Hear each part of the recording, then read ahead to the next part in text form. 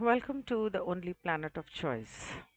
Next session में आपका स्वागत है। मैं आप लोगों से पूछना चाह रही थी कि only planet of choice, living the law of one और spiritual laws, are you enjoying it? Do you want me to continue? Because I don't see many people watching it. I mean, बहुत कम लोग देख रहे हैं। अगर मुझे नहीं पता कि why the numbers are dwindling, लेकिन if you're not interested, then I could always stop it and stick to my tarot numerology. Just a thought. Of course, if you want me to continue, I'm here. आगे बढ़ते हैं। John कहता है, मुझे लगता है कि यही एक ऐसा ग्रह था जिसमें आपको इस तरह की कठिनाई का सामना करना पड़ा था। तो हम इस किताब का दूसरा जो पहलू है, जो इस धरती के बारे में है, इस ग्रह के बारे में है, उसकी बात कर रहे हैं। और इससे पहले जो पार्ट हमने किए उसमें टॉम ने बार बार एक बात बताई है और जॉन ने कहा था कि इस पूरे चैप्टर में बार बार वो ये एक बात कहेगा कि ये ब्रह्मांड का सबसे सुंदर ग्रह है, जिसे स्वर्ग की तरह देखने के लिए बनाया गया था। तो जॉन यहाँ पर पूछ रहा है कि सबसे ज़्यादा आपको इसी ग्रह पर ये इतनी सारी परेशानियां आई होंगी, क्योंकि टॉम ने बताया कि हमने देखा कि तुमने तो इस स्वर्ग का नर्क बनाते जा रहे हो तुम लोग। तो टॉम ने कहा, हाँ, ये एकमात्र ग्रह है जिसने बाधा उत्पन्न की है। आत्माएं जो ग्रह पृथ्वी पर रहती हैं, अपनी आत्मा पुनर्चक्रण और पुनर्जन्म में पृथ्वी ग्रह को छोड़ने से इनकार करती हैं।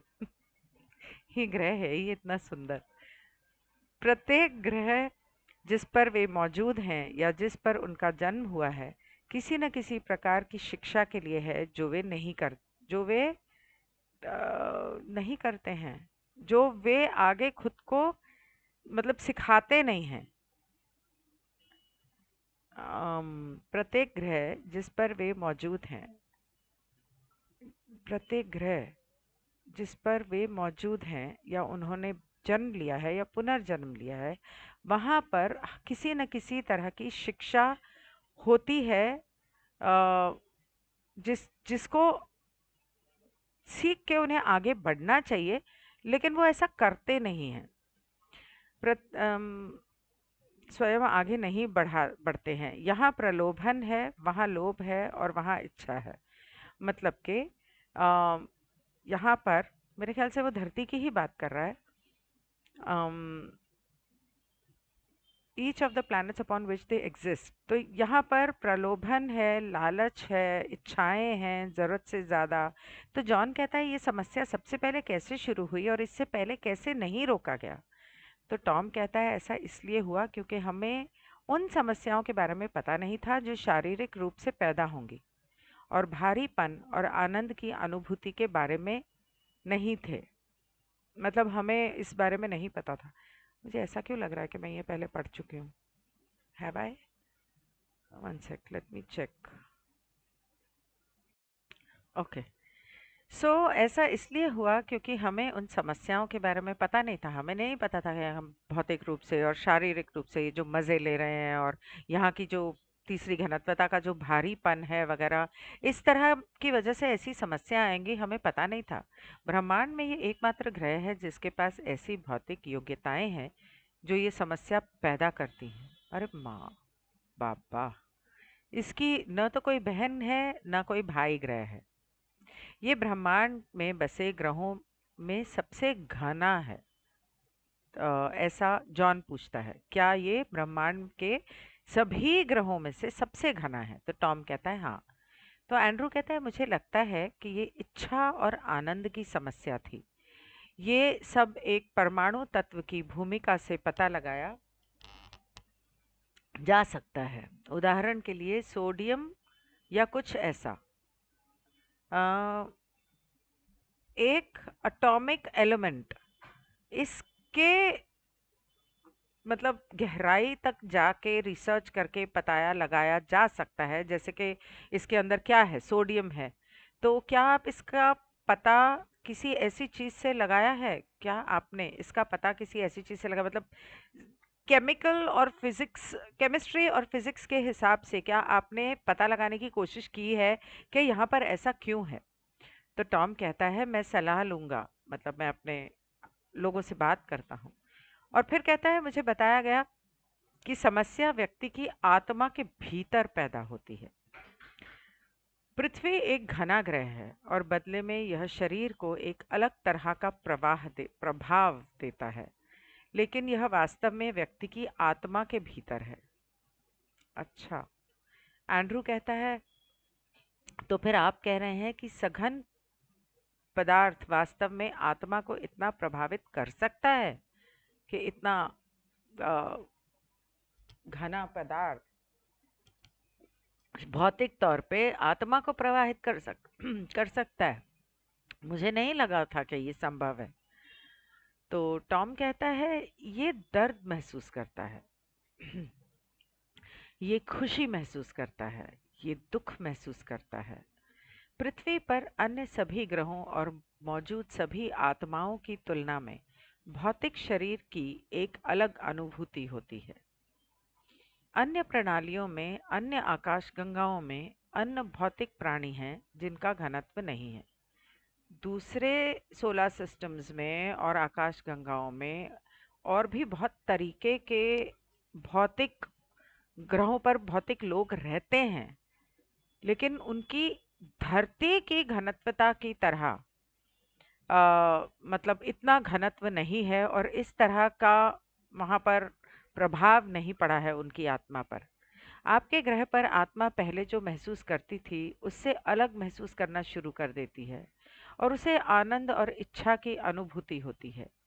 एक अन्य अवसर पर प्रश्न की उसी पंक्ति के उत्तर में नाइन ने निम्नलिखित उदाहरण दिया। मतलब एक दूसरे समय पर जब चैनलिंग हो रही थी तो काउंसिल ऑफ नाइन ने कुछ कहा था इन लोगों से। तो वहां पर एंड्रू ने उनसे पूछा था कि आत्माएं पृथ्वी ग्रह पर क्यों फंस जाती हैं।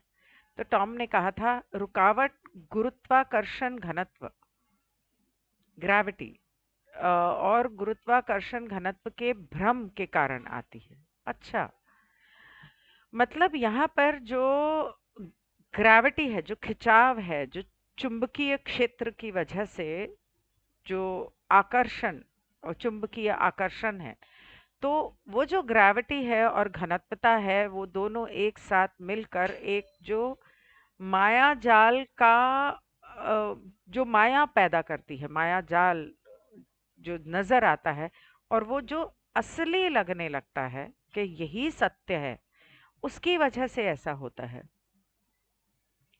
अटकाव भावनात्मक है। यह स्वयं को स्वयं से दूर करने में असमर्थता से उत्पन्न होता है। मतलब अटकाव नहीं, अटकना भावनात्मक है। ये सब इमोशंस से जुड़ा हुआ है और इमोशंस हमारे चांद से जुड़े हुए हैं। एक मिनट, कहाँ गया? अटकाव भावनात्मक है। यह गुरुत्वाकर्षण घनत्व में स्वयं को स्वयं से दूर करने में असमर्थ से उत्पन्न होता है।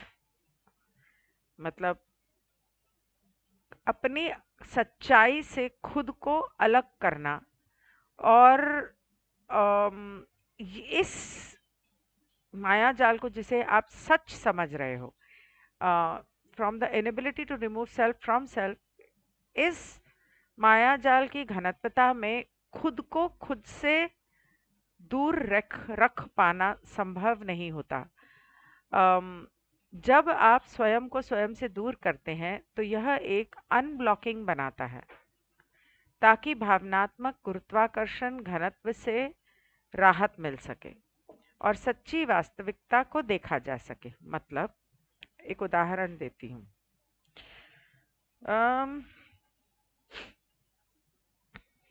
आप कहीं गए हैं, 5-6 लोग बैठे हैं और आप बातचीत कर रहे हैं। बातों बातों में वो बात इतनी बढ़ जाती है कि बहस हो जाती है, झगड़ा हो जाता है, मारपीट हो जाती है। आप हो सकता है बहस का हिस्सा हो सकता है मारपीट का ना हो, और आपको समझ में नहीं आ रहा कि ये क्या हो रहा है। उस पल में आपको लगेगा कि चाहे आप दोनों में से किसी भी तरफ के ग्रुप में हो, आप अपने आप को उसका एक हिस्सा महसूस करेंगे। तो आप वो ग्रुप इमोशन भी महसूस करेंगे। जब आप वहां से आ जाते हैं, वापस आ जाते हैं, कोई आपसे पूछता है, अरे आप बताते हो, अरे ऐसा हुआ वैसा हुआ, एक दिन, 2 दिन, 3 दिन, 1 महीना, 1 साल, कहीं 2-4 साल, 10 साल बाद आप उस बात को याद करते हैं, या किसी से उस बारे में बात कर रहे होते हैं, कोई पुराना मिल गया कि हाँ उस दिन ऐसा हुआ था। उस समय पर आपकी भावनाएं वहां पर उलझी हुई नहीं है। तो आप अपने, वो आप जो वहां पर थे, उससे आप अलग हो, दूर हो, अलग हो। उस वक्त वो आप उस वक्त की भावनाएं महसूस नहीं कर रहे। जब आप अपने उस आप से अलग होकर उसको दोबारा सोचते हो, गौर करते हो, तो आपको अचानक एहसास होता है कि अरे, मतलब ये तो फालतू में हुआ है इतना, मैं भी पता नहीं क्यों इतना गर्म हो गया। हाँ, पर अब सोचता हूँ तो मैं सोचता हूँ कि नहीं, ये तो पागलपन था, सारे पी होगी ज्यादा सबने, एवे ही बस। यहाँ आपने अपने आप को अपने आप से अलग किया। आज और अभी में जब कुछ बातचीत हो रही है, फॉर एग्जाम्पल कि आप किसी फंक्शन में गए हो, वहां पर बहुत उत्साह है, प्रफुल्लता है, अ, खुशियां हैं, हंसी मजाक सब कुछ हो रहा है। आप भी उसमें, क्या बोलते हैं उसको, बेगानी शादी में अब्दुल्ला दीवाना, अब्दुल्ला दीवाना बन के नाच रहे हो। किसकी शादी, किसी की नहीं, बस सब नाच रहे हैं तो आप नाच रहे हो। 5 साल बाद, 10 साल बाद आप सोचोगे, अब बोलोगे क्या, मैं भी पता नहीं, चलो ठीक है, मजे एंजॉय कर दिया। बाकी ये जो दोनों ऑपोजिट स्पेक्ट्रम्स हैं, इनमें 10 साल, 5 साल बाद के बजाय उस पल में अगर आप खुद से अलग रहकर अगर थोड़ा सा जायजा लेते कि सबको देख रहे हो, ऑब्जर्व कर रहे हो कि क्या हो रहा है, थोड़ा सा खुद को भी कर रहे हो कि मेरे अंदर ये चल रहा है, दुख हो रहा है, सुख हो रहा है, गुस्सा आ रहा है, जब उस नजरिए से खुद से अलग करके खुद को, और तब आप उसका जायजा लोगे, चाहे वो बुरा है या अच्छा है, तब आपको समझ में आएगा कि पागलपन है ये भी और ये भी, हटे, फालतू का, मतलब इतना इमोशनल होने की क्या जरूरत है, चाहे अच्छा हो या बुरा हो, जरूरत ही नहीं है, थोड़ा बैलेंस्ड रहो। इस ग्रह को स्वर्ग के रूप में बनाया गया था और पृथ्वी की सभी विविधताओं को बनाए रखने के लिए इसे गुरुत्वाकर्षण घनत्व बनाना आवश्यक था।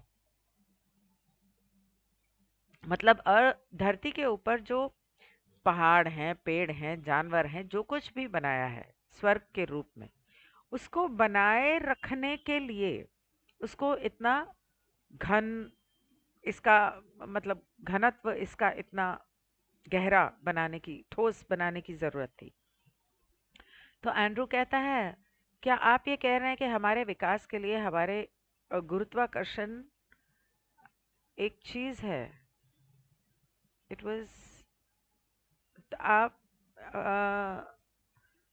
मतलब हमारे विकास के लिए, कहाँ गया, हम, गुरुत्वाकर्षण उन चीजों में से एक है जिसके साथ हमें समझौता करना होगा और उम्मीद की इस पर विजय प्राप्त करनी होगी। अच्छा, तो ये जो ग्रेविटी है ये इन चीजों में से एक है। तभी मेडिटेशन करके सबसे पहले लेविटेशन करना शुरू करते हैं, गुरुत्वाकर्षण के ऊपर विजय प्राप्त करने के लिए। ऑल राइट, टॉम कहता है आपने अपने आप को संतुलित करना महत्वपूर्ण है। यह भौतिक जिंदगी का आध्यात्म के साथ विलय ही मानव जाति का प्रकट उद्देश्य है।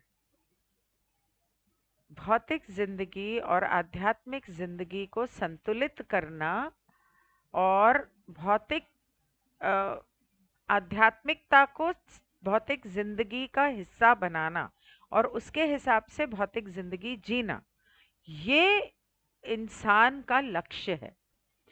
लेकिन मानव जाति ने अपने में रहकर खुद को भ्रमित कर लिया है। मतलब अपने मस्ती में रहकर, अपने आप में रहकर मानव जाति ने खुद को भ्रमित कर लिया है। अपने घनत्व में रहकर और अपने आध्यात्मिक स्वतः की प्रकृति को सही ढंग से न देखकर खुद को भ्रमित कर लिया है। आपकी दुनिया के कुछ धार्मिक नेताओं द्वारा, ऐसा क्यों आया यहाँ पर? आपकी हाँ, आपकी दुनिया के कुछ धार्मिक नेताओं द्वारा इसकी गलत व्याख्या की गई है। कोई पूछ रहा था मुझसे कि आजकल के जो गुरु हैं, वो जो गुरु बनते फिरते हैं बड़े बड़े, वो लोग गलत हैं। लेकिन पुराने जमाने के गुरु तो बहुत सही होंगे ना। ये किताब 1950s में लिखी गई थी। कौन से पुराने जमाने के गुरु की बात कर रहे हैं आप? और अगर उससे भी पुराने जमाने की बात कर रहे हैं तो तुलसीदास और कबीर को छोड़कर जिन्होंने अध्यात्म सिखाने की कोशिश की अपनी कविताओं से और दोहावली से, साईं बाबा ने कोशिश की। लेकिन टॉम के हिसाब से, और वो कुछ गलत नहीं कह रहा, ये रा ने लॉ ऑफ वन में भी कहा है, आपकी दुनिया के कुछ धार्मिक नेताओं द्वारा इसकी गलत व्याख्या की गई और गुमराह किया गया, जो मानव जाति को नियंत्रित करने का प्रयास करते हैं और जो धर्म, ध्यान से सुनना, मानव जाति को नियंत्रित करने का प्रयास करते हैं और धर्म भौतिक को नकारना चाहते हैं, वे संतुलन में नहीं हैं। साथ ही वे धर्म भी संतुलन में नहीं है जो आध्यात्मिक को नकारना चाहते हैं। एक तरफ कुछ ऐसे धर्म हैं जो भौतिकता को नकारते हैं, मतलब संन्यास लेना, और एक तरफ कुछ ऐसे धर्म हैं जो आध्यात्मिक को नकारते हैं। ऐसे कौन से हैं मुझे नहीं पता, पर ये एक तरह से संतुलित नहीं है और ये गुमराह कर रहे हैं। कुछ आत्माओं के लिए वे बनना चुन कुछ आत्माओं के लिए उनका इस समय पर जन्म लेना विकास की विकासवादी प्रक्रिया में नहीं थे, बल्कि इस ग्रह की सेवा में, ब्रह्मांड में पृथ्वी के स्थान को, यहाँ पर थोड़ा सा गड़बड़ हो गई। हाँ, इस समय में जन्मे लोगों का जन्म स्वयं के लिए विकास की प्रक्रिया में नहीं, बल्कि इस ग्रह की सेवा में, वॉन्डरर्स की बात कर रहे हैं, ब्रह्मांड में पृथ्वी के साथ और उस पर मौजूद मनुष्यों के महत्व को समझने के लिए हुआ था। ऐसे कई लोग हैं जो इस पृथ्वी पर आए हैं, जिन्होंने ब्रह्मांड की आवश्यकता के लिए मदद के लिए यहाँ आना चुना है। हाँ, एंड्रू कहता है, जैसा कि हम अपने वैज्ञानिक दृष्टिकोण से समझते हैं, गुरुत्वाकर्षण के बीच का संबंध, जैसा कि हम अपने वैज्ञानिक दृष्टिकोण से समझने की कोशिश करते हैं, क्या एक बल के रूप में गुरुत्वाकर्षण और एक बल के रूप में मन के बीच संबंध है जहां संतुलन होना चाहिए। इंग्लिश में पढ़ती हूँ ताकि मैं समझ लूँ। As we understand from our scientific point of view, is the relationship between gravity as a force and mind as a force where the balance is supposed to occur, right? तो एक तरफ आपका गुरुत्वाकर्षण है, मतलब ग्रेविटी है, और एक तरफ आपका दिमाग है, आपका मन है। इन दोनों के बीच, जैसे इससे पहले वाले क्वेश्चन में उसने जवाब दिया था कि आपको एक संतुलन बना के रखना है, अपने आप से अलग होकर इस ग्रेविटेशनल फोर्स और चुंबकीय आकर्षण जो है उसको उसके ऊपर विजय पानी है। तो एंड्रू पूछ रहा है, तो क्या ग्रेविटेशनल फोर्स और मन इन दोनों को संतुलित करके जिंदगी जीनी है, मतलब कि ग्रेविटेशनल फोर्स के ऊपर विजय भी पाना है एक तरह से। तो टॉम कहता है, जब आप स्वीकार करते हैं तो समग्रता से समझें, स्वयं पर पूर्ण विश्वास और विश्वास के साथ अपने ब्रह्मांड के साथ विश्वास के साथ, जब आप स्वयं पर ब्रह्मांड के साथ अपने संबंधों को पूर्ण विश्वास और विश्वास के साथ स्वीकार करते हैं, समग्रता से समझते हैं, तो आप संतुलन लाते हैं और अब बंधन में नहीं रहते हैं। मतलब खुद पे पूरा भरोसा करो, ब्रह्मांड पे पूरा भरोसा करो, तब आपके अंदर संतुलन आएगा। मन की मानसिक प्रक्रिया के माध्यम से यदि आप मन को उस चीज से अलग कर देते हैं जिसे why did I miss this and when did I miss this? Okay. मन की मानसिक प्रक्रिया के माध्यम से यदि आप मन को उस चीज से अलग कर दें जिसे उसने पकड़ रखा है, तो वह मुक्त हो जाएगा। यह वियोग कई चरणों में हो सकता है ताकि आप ब्रह्मांड के साथ अपने आंतरिक संबंध को बनाए रखने की अपनी क्षमता में विश्वास कर सकें। तभी आप मुक्त हो जाओगे। जब मानव जाति में महत्वपूर्ण द्रव्यमान शुरू होता है, जब आपकी पर्याप्त आत्माएं मुक्त हो रही होती हैं, तो तब पृथ्वी का अंतरिक्ष वाहन अपनी विकासवादी पूर्ति में चला जाता है। Okay. When the critical mass begins in humankind, when enough of your souls are becoming free, then the space vehicle of Earth moves into its evolutionary fulfillment. तो बेसिकली वो ये कह रहा है कि धरती जो है वो एक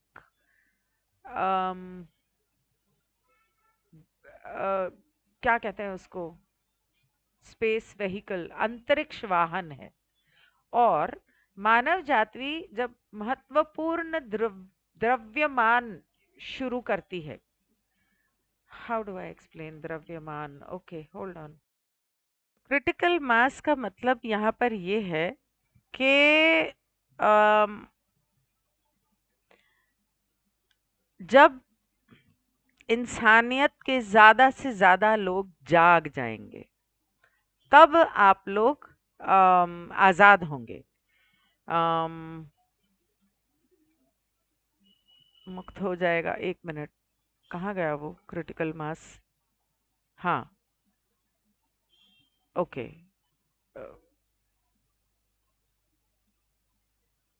कैन, ओके। अपनी यह वियोग through the mental process, if you disconnect the mind from what it is holding on to, where the hell did that critical mass thing go? Okay, I'll just read it again, I'm so sorry.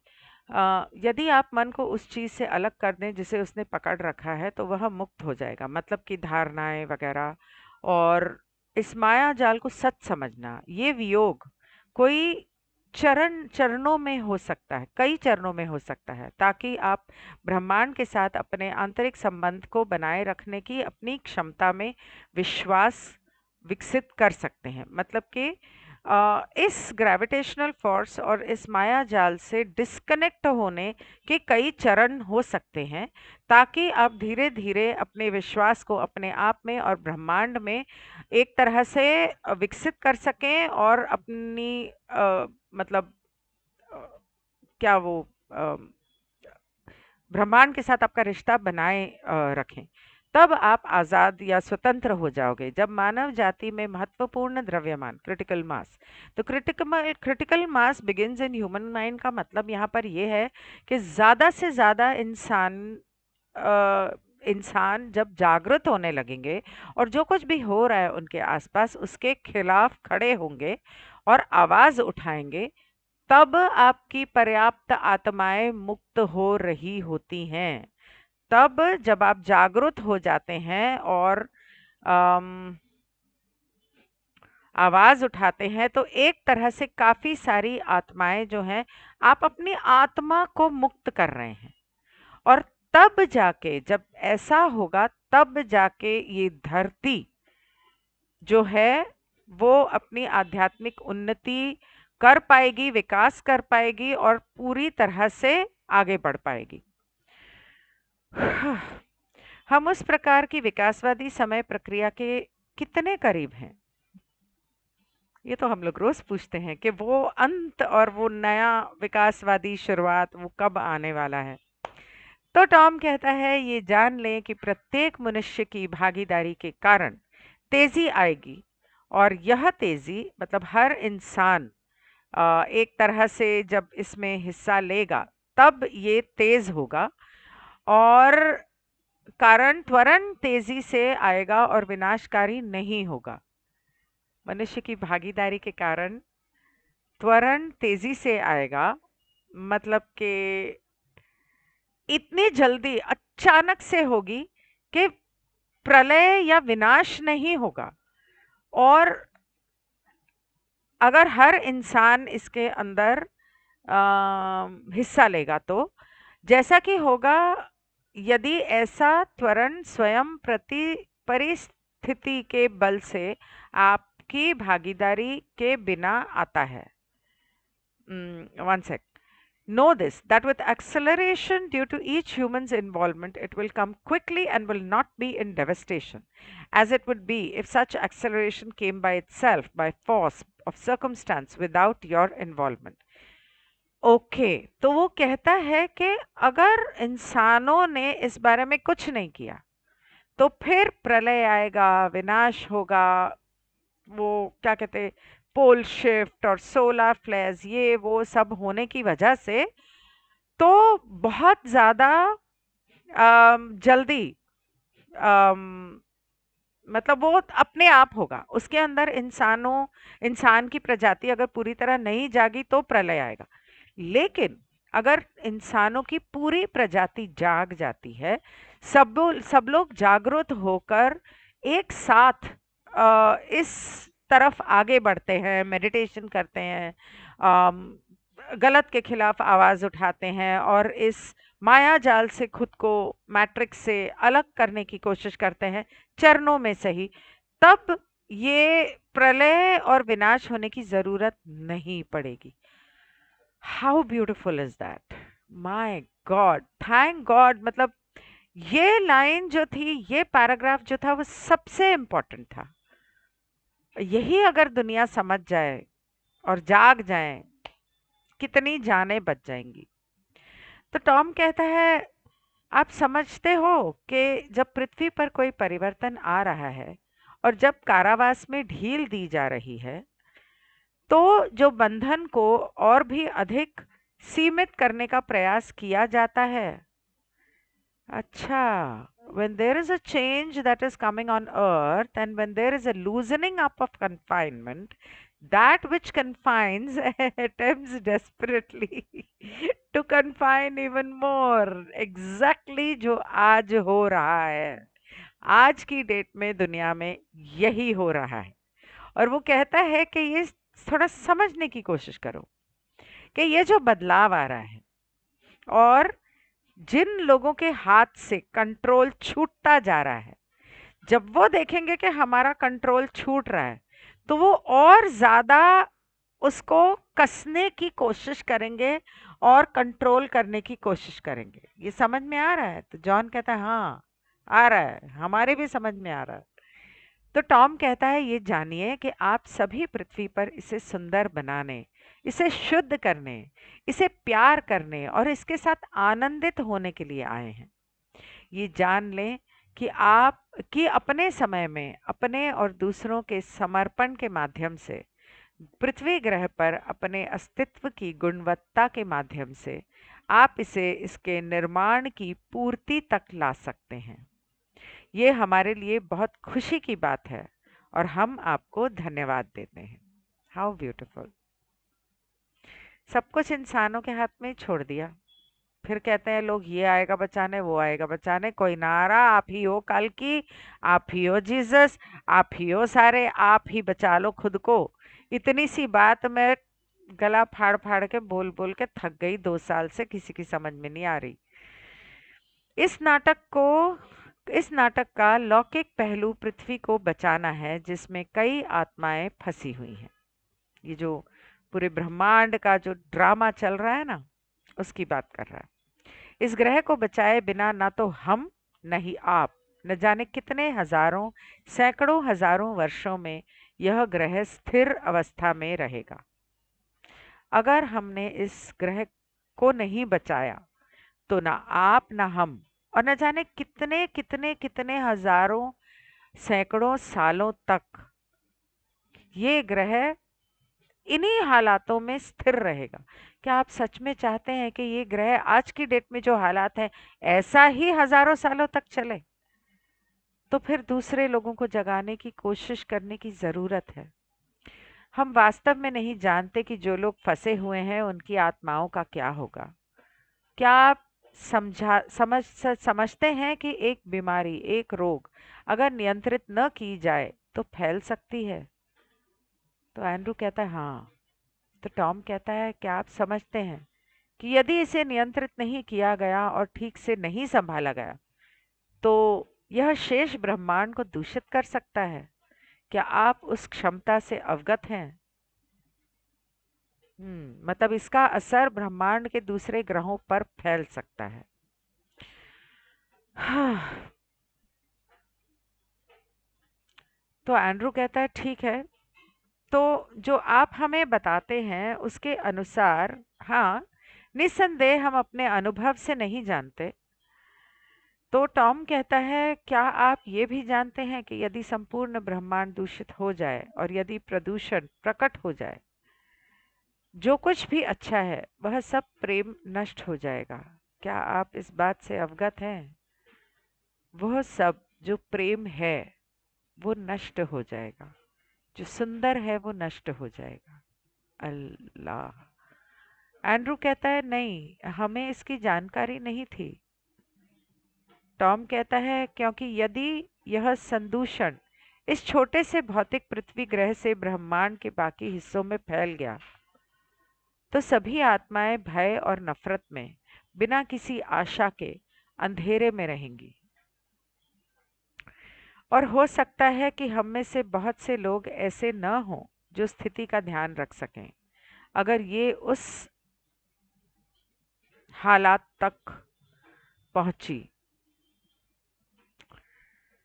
ये तो बहुत दुख की बात है। लेकिन अम, जो quo channelling अभी रिसेंटली हुई थी, मेरे ख्याल से मैंने उस बारे में एक सेशन भी किया था। उसके अंदर लकीली बता दिया था कि अब धरती हमारी चौथी घनत्वता में पहुंच गई है, बहुत सारे लोग जागरूक हो चुके हैं और अच्छी अच्छी बातें बताई थी। तो डरने की ज़रूरत अब हमें नहीं है, लेकिन दूसरों को जगाने की अब भी है। तो अगर आपसे हो सके तो कोशिश करके देख लो, हो सकता है कोई वीडियो किसी को फॉरवर्ड करने से कुछ हो जाए। Thank you, good bye.